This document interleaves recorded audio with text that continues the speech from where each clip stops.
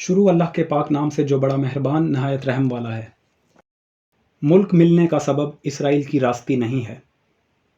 سن اے اسرائیل، آج تو دریائے یردن کو پار کرنے والا ہے۔ دوسری طرف تو ایسی قوموں کو بھگا دے گا جو تجھ سے بڑی اور طاقتور ہیں، اور جن کے شاندار شہروں کی فصیلیں آسمان سے باتیں کرتی ہیں۔ وہاں اناکی بستے ہیں جو طاقتور اور دراز قد ہیں۔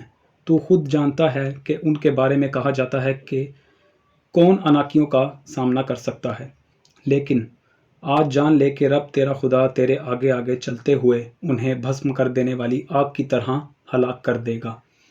وہ تیرے آگے آگے ان پر قابو پائے گا اور تو انہیں نکال کر جلدی مٹا دے گا، جس طرح رب نے وعدہ کیا ہے۔ جب رب تیرا خدا انہیں تیرے سامنے سے نکال دے گا تو یہ نہ کہنا میں راست باز ہوں، اسی لیے رب مجھے لائق سمجھ کر یہاں لایا اور یہ ملک میراث میں دے دیا ہے۔ یہ بات ہرگز درست نہیں ہے۔ رب ان قوموں کو ان کی غلط حرکتوں کی وجہ سے تیرے سامنے سے نکال دے گا۔ تو اپنی راست بازی اور دیانتداری کی بنا پر اس ملک پر قبضہ نہیں کرے گا، بلکہ رب انہیں ان کی شریر حرکتوں کے باعث تیرے سامنے سے نکال دے گا۔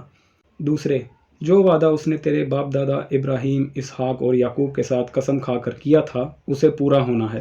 چنانچہ جان لے کہ رب تیرا خدا تجھے تیری راستی کے باعث یہ اچھا ملک نہیں دے رہا۔ حقیقت تو یہ ہے کہ تو ہٹ درم قوم ہے۔